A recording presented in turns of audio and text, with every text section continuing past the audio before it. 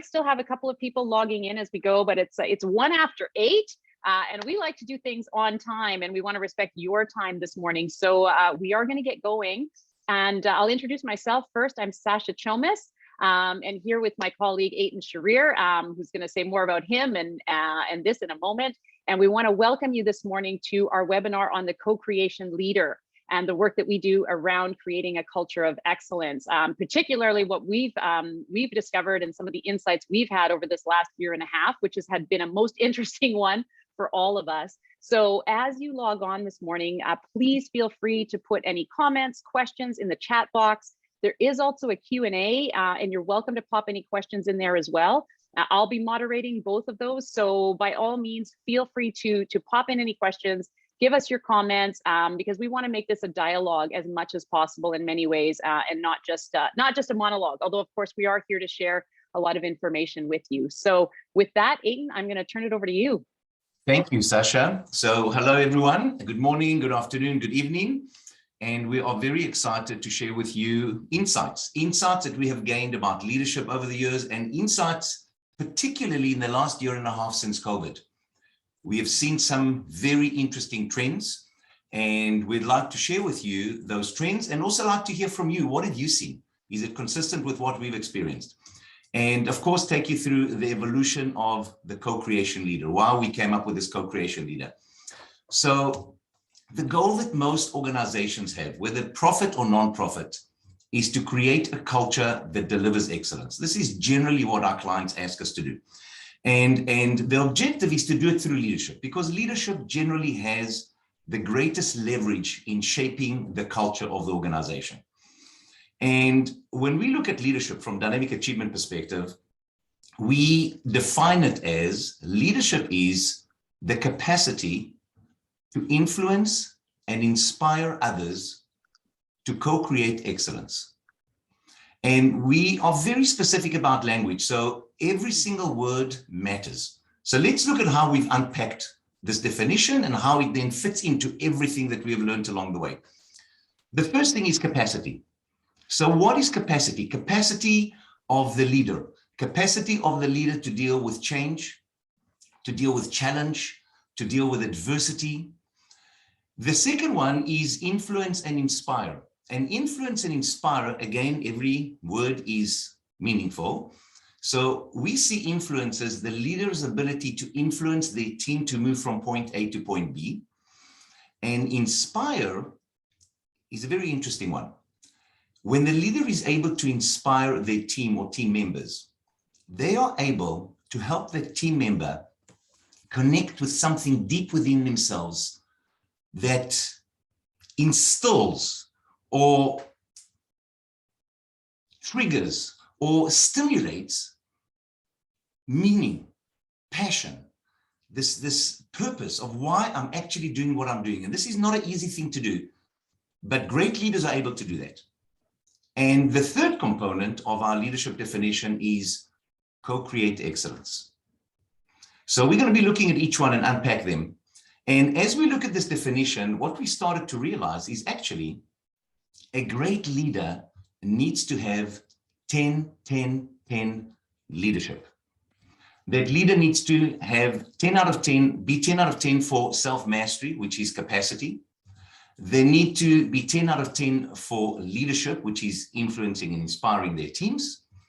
And they also need to be 10 out of 10 for results, because most organizations, again, profit and non-profit, at the end of the day, have got goals and outcomes that they need to deliver.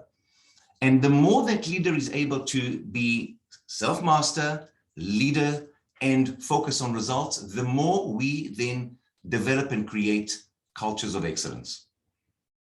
So, once again, let's look at this definition and look at capacity. So Sasja, just a question from you. When you think about capacity over the last maybe year and a half, what have you seen, especially with the type of organizations that you worked with and the leaders that you have been coaching? Yeah, well, certainly, and I'd invite people to put those answers in the chat as well, because what I've seen in terms of capacity over this last year and a half is that in a number of cases, leaders are struggling. because their capacity has been tested. It's been tested with the amount of uncertainty that we've experienced, which has been unprecedented, frankly, in terms of how much uncertainty we've had to deal with. And that in itself is the most stressful state for the brain to be in.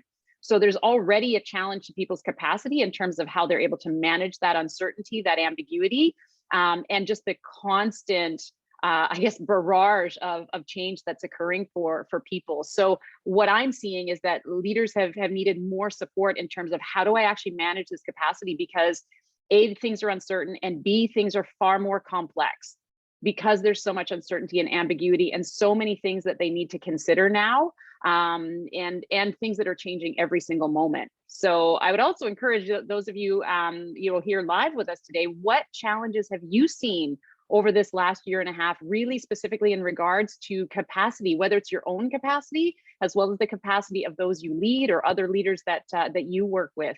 Feel free to share any of those challenges with us as well. And it's a little exercise that we're going to ask them to do in a moment. So if we look at capacity and we look at self-mastery, which is part of expanding the leader's capacity to be able to deal with change, challenge, and adversity, the way that we understand capacity is there are three elements to it. The first one is space. So if everyone can think about space as time, I as a leader have space, I have time to strategize, to think, to evaluate, to analyze.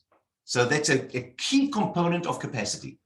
But there's another component, and that is that not only should this leader have space, that should also have drive. Drive is the energy, the focus, the motivation, the inspiration, the focusing on results. And what we have seen is that the less space there is, the less drive there is. It starts to eventually impact the drive because people feel tired, people are exhausted, and people are stressed. The third element of capacity is competence.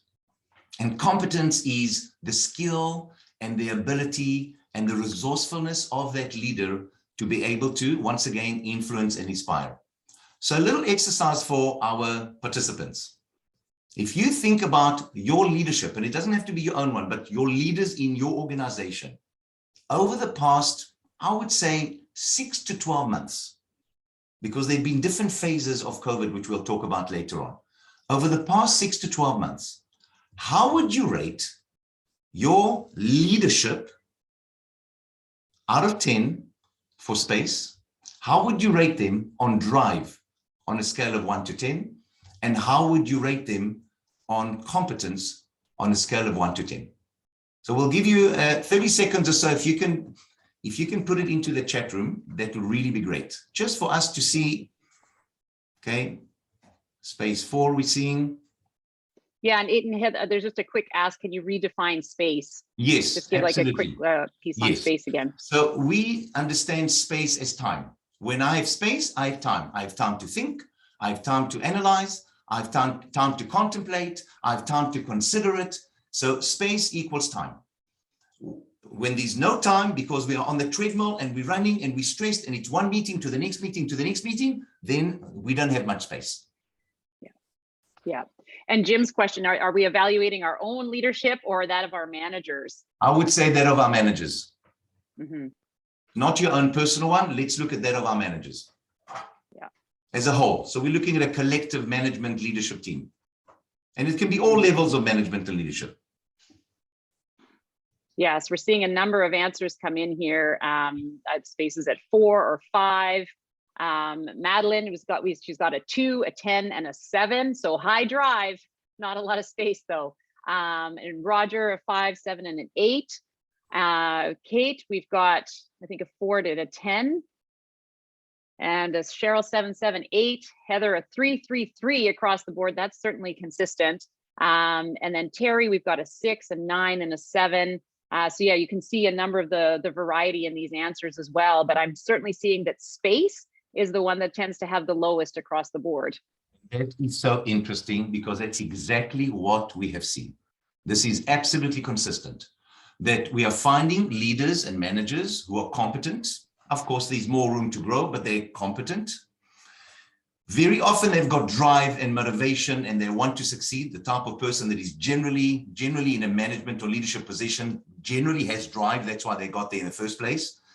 But what we are finding is space has taken a major knock. And it's not that it was great before COVID, but since COVID, it's declined quite significantly. And what we want to do is to look at this challenge, because it is a challenge that we face quite clearly. This is consistent. And we want to see what impact it actually has on the brain. And then, of course, on our ability to lead these cultures of excellence, because everything has an impact on everything else. So if we look at our brain, and we're not going to go through a huge brain session right now, a neuroscience session, but we have two main brain systems that neuroscientists call brain system 1 and brain system 2. Brain system 1 is the limbic system, where we feel joy, where we feel stress, and it's also part of our, the brain stem is also part of the limbic system, which is our lizard brain or our reptilian brain, which is really instinctual survival. So this is the part that is super reactive to any feeling or any potential threat, okay? The second part of the brain is the prefrontal cortex, and the prefrontal cortex is our executive function, our very smart part of the brain. The reason why we're able to have this meeting on Zoom right now, irrespective of where we are in the world. And what we have seen over the last year or so is that the limbic system has been under attack. And when our limbic system gets under attack, what happens is that it starts to impact our ability to think clearly, because our prefrontal cortex now starts to lack oxygen and glucose, which means that we are less able to access our prefrontal cortex when there's so much going on in our limbic system. We're in a threat state, we are stressed, we are juggling all these balls, we don't know, we don't know what's going to happen tomorrow, we don't know how to deal with this. A lot of things are different and new. And this is what is causing a lot of the stress that we are seeing, and as a result, a lot of the space issues that all of you have mentioned. A study, yes, Sasja, do you want to add something? Yeah, no, I was only going to add to that. Again, that because of what we're seeing, and as Eitan mentioned, this real almost attack on the limbic system, so to speak, people are feeling really challenged to be able to show up at their best. And of course, the irony is, we need to be able to show up at our best in these circumstances. And it goes beyond even just our performance. It also impacts our immune system and our health, which becomes particularly interesting in light of a pandemic, that when we need to be at our healthiest, our sharpest, our best ability to problem solve and decision make. And in fact, what ends up happening to us naturally and neurobiologically as human beings is the exact opposite. So we have to take really conscious steps about how we want to shift that for ourselves and create that space. Thank you. In addition, it has a huge impact on our connection with one another. You know, the sense of belonging and connection that is so important for us as social beings. The more the amygdala is under attack, the less we are able to connect with one another, even if we want to, because right now I need to take care of my survival. And for our brain, survival is a priority, not happiness. And this is a very important thing that I've learned about this brain of ours. It's not interested in happiness, it's interested in survival, first and foremost. So of course, we want happiness. Our brain focuses on survival. So when it feels that it's under attack, it will go into the mode of survival. Nothing else matters, not relationships and not anything else. A very interesting study that came out of Microsoft a few months ago showed that what's happening into the brain when people are in meetings and moving from one meeting to the next meeting and not having breaks between meetings, which is another thing that we have seen since COVID and this virtual world of ours, is that people are in one meeting, straight away they're already late to the next meeting, and then they're already going to the next meeting, and the whole day is packed with meetings with insufficient space in between the meetings. And what Microsoft found is that the brain is under constant stress when people do not take breaks. And you can see the high level no break when you see orange and yellow and red, that is a lot of cortisol and adrenaline in the brain. And when you see the blue and the green, that is more serotonin, more oxytocin, we feel connected, we feel engaged, and we're able to think more clearly. They also found that the more people are going from one meeting to the next meeting without breaks, the less productive they become as the day progresses. People tend to be more reactive. People tend to not think as clearly and definitely not as strategic. So all of this has got a lot to do with mindset. And at Dynamic Achievement, we focus a lot on mindset. We figured that out 20 years ago, that mindset is at the core of success, of capacity, and of our ability to engage and connect. And we have a certain model. We're not going to go into it in length, but this is a model that we use. We call it the vertical and horizontal levels of awareness. Our clients are very, very aware of this. And we have the 7 levels of the horizontal, and you can just look at it quickly. And we have the 7 levels of the vertical. And we just like to show you what actually happens when people are operating at the different levels in terms of culture of excellence that we are trying to build. When the team, irrespective of the level of competence and skills, they may be very high, but if the team is in the stuck levels, desperate, pessimists, and victims, at best, we'll see low performance. When the teams are at levels between 4 to 7, fearful, cravers, fighters, superiors, what we call the levels of distraction, this is where we are likely to see average performance. And what we want to mention here is this performance is in relation to potential, not to how well you did last year, or even how well you're doing relative to other companies in your industry. We're talking about potential. And when we look at the horizontal mindsets, this is what we see. The limbic system is dominant and the prefrontal cortex subservient.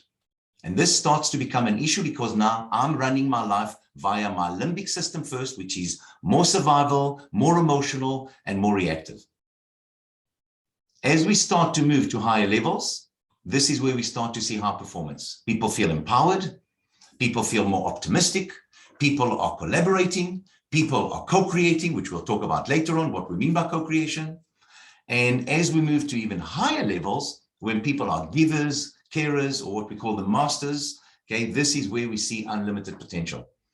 And over the years, as we have been working with different organizations, what we have seen is that the more vertical the organization is as a collective culture, and the higher the level of skills and competencies, the higher the return on investment, because the prefrontal cortex is the part that is now driving that rocket ship of ours. The limbic system is still there. We want to feel inspired, but it is secondary to the prefrontal cortex, our smart part of the brain. And when we see organizations that are functioning at a higher level collectively, the return on investment is much, much higher. So I'd like to share with you something that we've seen that's really, really interesting. And if you can please look at it from your organization's perspective. So what we've seen is that pre-COVID, this was the range that most organizations were operating in. Of course, some parts a bit higher, some parts a bit lower. As an organization, what we've seen with quite a few of our clients, and I know it's not all, but quite a few of our clients, is that as soon as COVID hit, within a month or two, everyone went into a different gear altogether. It was quite amazing to see how people were working together like never before. We started to see a serious elevation of the levels of the culture of people caring and people sharing and people co-creating and people collaborating and people helping, and everyone was really stepping up. But they couldn't sustain it for longer than 6 to 9 months because it's not sustainable. We cannot drive our car in first gear on the highway forever. It's impossible. And what we've started to see in the last 6 to 9 months is quite a significant drop. Now, it may not be as much as I'm explaining here or sharing here, but there's been quite a significant drop. And what has happened since then is that there's a bit of a tug of war now, where leaders want to move the organization higher, and there are certain sectors of the organization, not all, that are actually pulling down because of the stress, because of the overwhelmment. I mean, we've all heard of, what is it, the great resignation. What is it called? The mass resignation that we're seeing now, a lot in the US, I'm sure that in Canada as well. This is what we're seeing. People are starting to feel unhappy, disengaged. I've experienced something else and I'm not feeling it anymore. So this is where we as leaders, okay, need to really, really step up and find ways to move the whole organization up, every single member of the team. Sasha, anything to add here? Any questions in the chat box? Yeah, please put any questions. Yeah, resignation or reshuffle. I agree, Madeline. There's a lot of that showing up. There's resignation, there's reshuffle. I also think it's like the era of the great contemplation, because the pandemic caused a lot of people to reevaluate their lives, what's important, what really has meaning for me. So I think that's another piece. And to Eitan's point as well, what I'm also seeing is that leaders on the one hand want to be elevating their teams and elevating performance. And at the same time, as many of you just identified in the earlier question on capacity, leaders are also feeling quite exhausted in many ways. And leaders are still human beings. And so leaders are also struggling with, is it time to resign? Is it time to, reshuffle? Is it time to, to consider and contemplate something different? So there's an exhaustion and both, I think, a mental shift for a lot of people around where do I really want to be and what in fact has most meaning for me. And this is a challenge because you've got two opposing forces here. And with everything that's been happening in the world, a lot of division has been happening as well. In many ways, this is political, socioeconomic, and that has also caused a lot of stress. And this makes it more difficult to lead, more difficult to navigate, because now we're dealing with issues that maybe we didn't have to deal with as much of before. And now it's happening more regular and more en masse. So if we continue to look at leadership, we looked at capacity now, and we start to look at influence and inspire. This relates to being a 10 out of 10 leader. And this is where we as leaders need to find ways, and there are tools and techniques out there, no shortage of them, to influence and inspire our team to increase engagement. It's one of the key things, of course, through the mindset to increase engagement, to find out how can we get people to really want to come to work, to create something that's meaningful here, because I see this place as more meaningful than any other place that I can work at. The next thing that leaders need to do is to help their teams stay focused on what's important. As we are more stressed, it's more difficult to focus.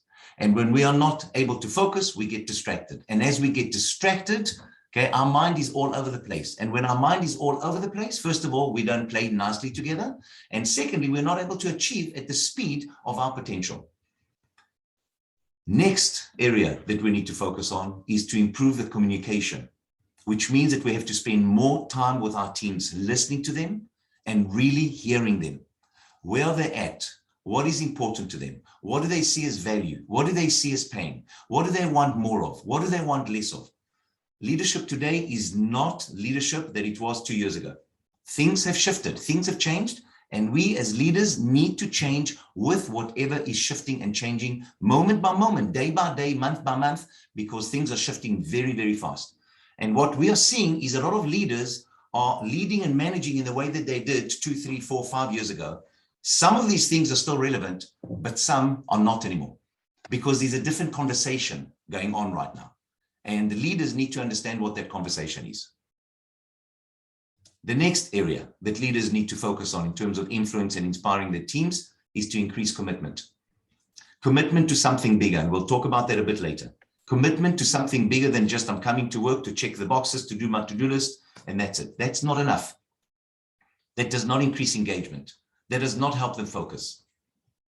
The next area that leaders need to focus on is to increase responsibility for achievement, where every single person is accountable and responsible for their area, for their role, and what we call for their excellence plan. So that every single member of the team has an excellence plan that they are focusing on, and they know exactly where they are successful or not successful. We leaders need to find out how we can support one another, not just the leader supporting the team, but how we can create a culture that is nurturing, that is supportive. And at the same time, supportive and also holds accountable. So there are two hands that need to be in balance here. And finally, leaders need to influence and inspire their teams to achieve higher overall results. Because at the end of the day, this is how we are measured. We are measured based on the results that we are able to collectively achieve and deliver together, whether we're in government, in a nonprofit, or a profit organization.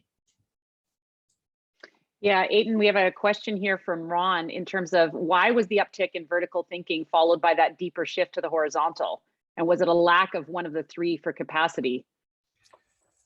Thank you, Ron. I think the reason why there was an uptick, number one, was because there was a common enemy. And somehow we as human beings come together when there's a common enemy that's bigger than any of us. So we come together because we feel stronger in numbers. But then what happened is that after 6 to 9 months, it became too much. Our brain cannot handle too much. It can handle up to a point, and then it cannot handle anymore. And it felt, and then we got to a point where it was like, enough, time out, I cannot handle it. And this is the brain talking now, not the person. And that's when suddenly the distraction, the lack of space, the lack of drive, okay, all of these became like a bit of a domino. And now the dip has been so big because of all of these things happening at the same time. People not taking sufficient breaks, people not having space, people working from home. For some people, that's been super stressful. Some people love it. For a lot of people working from home with kids running around, not at school when schools are virtual, and you know that, Sasha, you know, mine are a little bit older So right I have now, a background. you know, so I'm free of that. So all of these things, of course, came together, and I think that is the reason why there was such a big dip.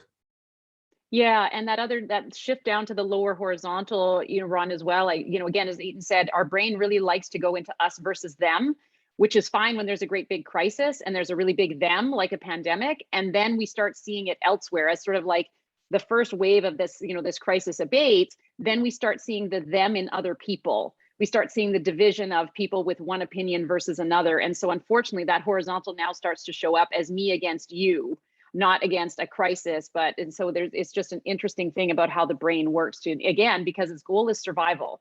And it also really, like, ego loves to be right. And so it inevitably ends up creating division where it doesn't need to occur. And I don't want to go too much into the ego here, but something when we start to understand in our work, we do a lot of work on ego. One thing that we need to understand about ego is that ego needs an enemy in order to survive. So when we have a common enemy, we suspend our egos, we come together, and that's where you saw the big elevation for the company. Okay, we focus, we're working together. But when there isn't that common enemy, what happens to the ego? You become my enemy. And that's when you start to see the division internally. And that's when a big problem starts to arise. Yeah. Another thing that leaders need to focus on, and this is where coaching comes in. We need to coach our team to increase self-awareness. This is a big one. And we've learned this over the years, because lacking self-awareness for individuals, for the team members, means ignorance, means more horizontal. When we are more horizontal, we are more subjective. When we are more subjective, we cannot see clearly. And we cannot see clearly. When we cannot see clearly, we keep on banging our head against the wall, and it hurts, and we blame the world for it. So self-awareness allows us to elevate to a vertical level where we are able to see more clearly. Vertical is synonymous with awareness, with clarity, and leaders need to increase their team's emotional intelligence, but their own as well. We are seeing that some leaders do not have the highest level of emotional intelligence, and this is something that can be developed. The next thing that leaders need to coach their teams on is to improve team effectiveness, to focus on customer excellence, and ultimately to deliver our unique experience, because that's what differentiates from us from anyone else. Damn wall. Someone say damn wall. Yeah. I'm laughing at Roger's comment. It's true, the wall. Roger's got a lot of humor. So in a way, what we as leaders need to focus on is cultivating three things. And this is not only in ourselves, it starts with ourselves as leaders, but it needs to be for the rest of the team. There are three things, and you may want to note this. This is a big insight that we've had recently. The three areas that leaders need to cultivate in themselves first and then their teams is, number one, heightened awareness. We need to heighten our awareness, which means be more vertical so we can see. When we are able to see, we have more peace because we are not scrambling. When we have more peace, our heart starts to open naturally. We start to have more compassion. We start to have more care. So that's number one. And we start to have more wisdom, because the ability to see means I am wiser. The second area to cultivate for leaders is to be able to direct our attention. First of all, me as a leader, where's my attention directed so that I'm not distracted and all over the place? And how can I help direct the attention of my team so that they can direct their mind where it matters and do what is necessary right now in order to move everything forward? And the third area that leaders need to cultivate within themselves and their team is to learn to focus their energy. What we know about energy from physics is that what you focus on, you energize, and what you energize grows. So if I'm focusing on the problems, I will energize the problems. In my mind, those problems will grow. That will start to stimulate my limbic system, the amygdala part of the limbic system, which is, as we know, the fight or flight part of the brain, and I'm going to go into stress mode. I now have less access to my prefrontal cortex, and I'm less able to think strategically, critically, and in a rational, logical way. And that's when things start to become over-emotional, overreactive, and we know what that looks like. So these three areas are very, very fundamental. Yeah, and Eitan, I'm referencing a comment here by Jim. It was around communication, but he was saying the improvement of communication is hard when businesses are pressed for more time, even more than before. And even in regards to this, then, when people are finding themselves so pressed for time and in the face of so much complexity, suggestions for how best to do this. Yes, thank you. Thanks for the question. We all have 24 hours in a given day. It's equal to all of us. So there's no such thing as more time, less time, not enough time. There's no such thing really conceptually. So in the 24 hours, and this is a lovely little analogy that I like to use. Imagine that each one of us, every morning when we wake up, have 100 kilowatts available to us. 100 kilowatts of energy, that's it. Some people use the entire 100 kilowatts by 2 o'clock in the afternoon. And from 2 o'clock in the afternoon for the rest of the day and evening, then with their families, they are in overdraft of energy. And that's, once again, limbic system, threat mode, stress, I don't have time, don't have space for you, for this, for it. When we learn to manage our energy, our kilowatts, effectively during the 24 hours, what happens is that we consciously, initially it's consciously, afterwards it's become habitually. So we work a lot with neuroplasticity, the way that our brain can be rewired. So we can cultivate these habits. That's why we're sharing all of this with you. So when we are conscious of managing our energy throughout the day, what we do is we wake up in the morning and we make sure that we create the space in the morning to create a launch pad for the rest of the day. What is this day about? Okay, we call it plugging in. Okay, creating the space critical. Number one thing is space, so that I can then launch into my day. Throughout the day, to manage my 100 kilowatts, we take regular breaks. Every 90 minutes or so, this is what studies have found, that we are good for 90 minutes of ultimate 100% focus. We take a few minutes, it doesn't have to be a lot, but a few minutes to create space. Create space, walk somewhere. Don't look at your emails, don't look at your texts. Just go and walk around a little bit, or what we call plug in. You can plug in walking in, or just meditate for a minute or two or three. And then you go and you launch into, once again, giving everything of yourself for 90 minutes, focus, critical, moving forward, meetings, and then create space again. And you do that throughout the day. We call it 0 to +1, 0 to +1. +1 is when I'm fully engaged and I'm doing my best and focused, and 0 is creating space.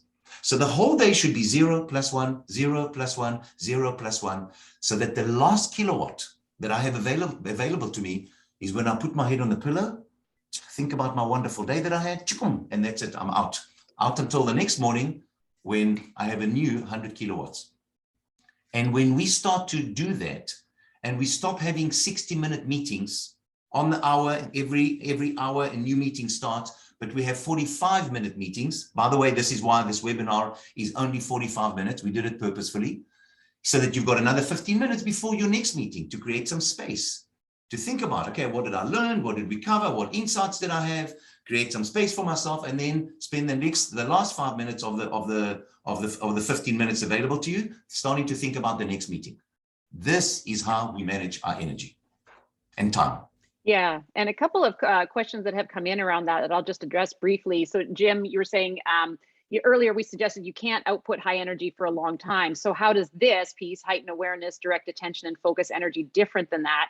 That high energy, again, a lot of that is also because of high stress, which is definitely not sustainable for the long haul. We can't have that kind of cortisol and adrenaline in our system and function, really well for a long period of time. And what we're talking about here, these three things, this is actually not about requiring huge energy all the time. Part of awareness and attention and focusing energy is also understanding the balance, as Eitan was speaking to, of when do I exert myself, engage, and when do I in fact need to rest and recover.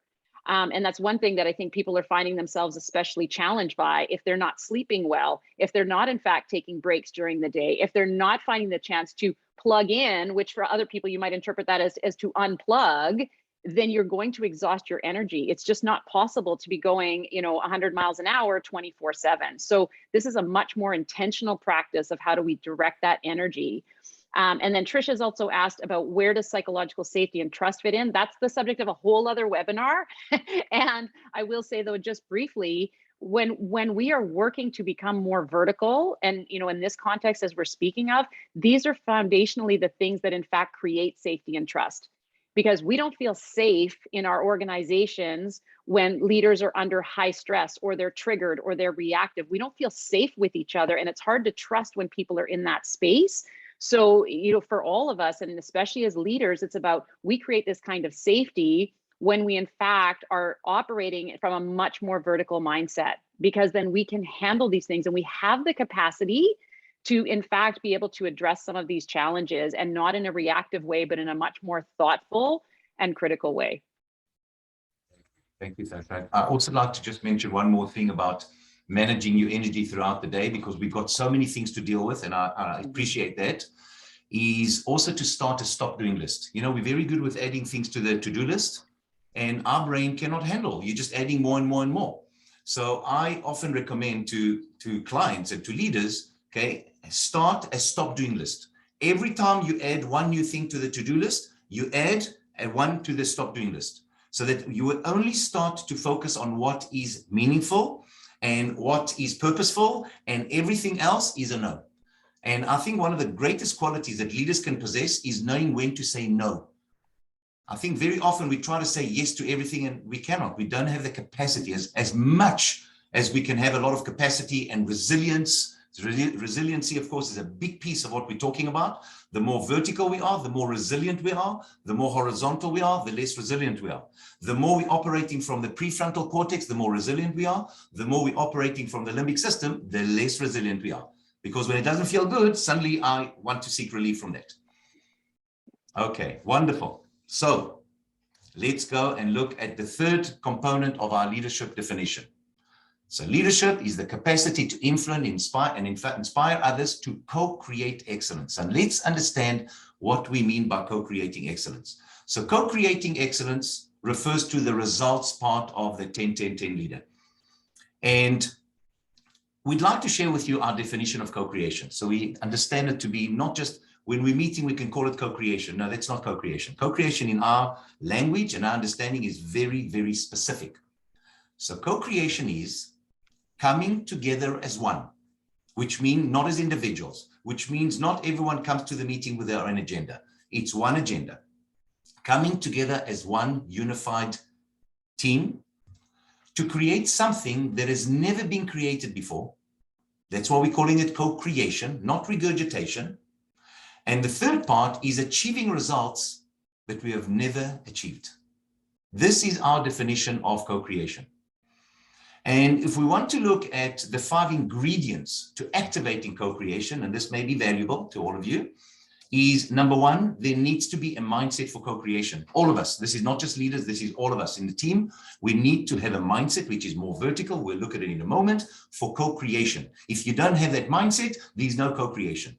When ego comes into the room, co-creation cannot exist. Ego kills co-creation. The second ingredient to activating co-creation is there needs to be a unifying purpose, something that brings us all together towards something big, something exciting, something inspiring. It has to unify us. That is the glue that brings us together to work at ABC and not XYZ or XYZ. The third ingredient to activating co-creation is there needs to be an alignment of individual purpose and values with the company's purpose and values. And we find that sometimes those are at odds. The company wants to go there and the individual actually just wants a job, okay, rather than going there. And that's very, very different. They have a very different motive for why they are actually there. The fourth ingredient to activating co-creation is have a strong desire to be part of something bigger than ourselves. And the fifth one is having the essential skills to engage in the practice of co-creation. And this is where mindset for co-creation comes in. So in order for us as an organization to really engage in co-creation, if you look at this diagram again at our vertical and horizontal levels, and to achieve the highest return on investment, this is where we need to be operating. And again, we saw it happening at the beginning of COVID, so we know that it's possible. Now it's a matter of cultivating that heightened awareness, directed attention, and focused energy to be able to go there. And this is where we engage in the practice of co-creation. And we have 10 principles of co-creation. I'll go through these very, very quickly as we're starting to wrap up. Okay, one of them is be clear and committed to your purpose. The second one, be inspired by what you want to create. The third one, focus on the potential, not the obvious when we are co-creating. Fourth one, we always comes before me. The fifth one is plug into the collective flow state. The sixth one is come from not already knowing. The seventh one is contribute rather than compete. The eighth one is everyone's contribution matters in the meeting, otherwise don't invite them. The ninth one is no tension, no creation. We want a bit of healthy tension in the meeting. And number 10, significant one, this is the most meaningful thing that we can do right now. And that's why we are actually co-creating. So just a quick one as we start to wrap up. There was a big study that was done in the States quite a few years ago on culture. And what they wanted to find out is the difference between horizontal cultures or defensive cultures and constructive cultures, vertical cultures. And this is what they saw in the same time frame, same industries, the difference between the two. Just wanted to show you, and we've got this as an objective measurement to show you how vertical cultures deliver exceptional results. So, Sasja, should we look at the co-creation leader roadmap? Yes, let's take a look at that. We'll show this to people. And again, you will be getting the recording of all of this, so you'll be able to see some of this in detail. But let's just show you the roadmap, at least at the high level. And we'll always do more of this in more detail in future webinars as well, because I get it's a lot. As you can see, we've been very busy this last year and a bit. Okay, so the roadmap, number one, if we look at this definition, we now are adding consistently. So this is not just for 1 month or 6 months, consistently. This is what we want. And that's why we use our three-phase process to developing leadership excellence. It starts with mindset, leadership mindset. Secondly, the skills, leadership skills of influencing and inspiring, and of course, sustaining leadership excellence. And when we look at the co-creation leader as a roadmap, okay, this is what this looks like. This is what we have done in the last year. And this has been our biggest selling program other than our foundational mindset. And our foundational mindset is part of this program. So we start with enrolling in Achieve, which is basically our learning management system. We then do an orientation for the leadership team. Then we focus on self-mastery, which is know yourself, lead yourself, mindset. We then move to the next component. And the next component is how do we lead others? We look at our culture, and then we look at how to lead the team. And this is all very, very practical. We look at what ideal culture we want, and then what our current culture is, and we look at how to then shift it through leadership. And the third component is, what happened here? Did it all go dark? It did. I don't know why. That's so strange. Okay. But we can see the last part of it. That's fine. You can see the last part of it, exactly. The third component is delivering results, which is leading for results, leading our culture for excellence, and sustaining leadership excellence. And all this is a 12-month overtime program. So here we go. Now we can see it all as one picture. Final question for the participants. And once again, thank you very much for joining us. And that is, how can I support? This is your question. How can I support my leadership team to develop our culture for excellence? And Sasja, would you like to just quickly talk about the co-creation activator? Yeah, and we have, and I'm going to pop this in the chat as well. One of the things you're welcome to do today coming out of this on our website, we have what we call the Co-Creation Activator Scorecard, which is just a very quick 1-minute assessment because we, like everybody else, love assessments. And just a way for you to be able to quickly evaluate, where do I think my organization is at? Where do I think my leadership team is at in terms of this ability to co-create, which touches on a lot of the things that we've been speaking about today. So you're welcome to take a look at that on our website. Again, it's 1 minute. And when you do that, we'll also spend 30 minutes with you in a complimentary session to unpack what you've got in that assessment and to help give you some insights into that exact question that Eitan just put up there, which what are some of the ways that you can in fact support your leaders to develop that culture of excellence and to develop the mindset that they really need to do to be able to create that. So yeah, you can see a visual here on screen of what the scorecard looks like. And so you're welcome to do that. And then we will gladly hop on a call with you and offer those insights, because we do really want to help support organizations as much as possible in what has become, you know, again, just an interesting and more challenging time on this planet. Thank you. Thank you everyone for joining us today. And yes, thank you. We're seeing Katie's wishing us a vertical day. We wish all of you a vertical day. And let's go and empower our leaders to truly create cultures of excellence all over the world. Thank you for joining us once again. And Sasja, thank you. Thanks for being my partner. Thank you. Yeah, as we've worked virtually together all year as well. So anyway, thank you everyone for joining us today. We will be sending out the recording as well. So you're welcome to share it with other members of your leadership teams as well. Thank you so much for being here.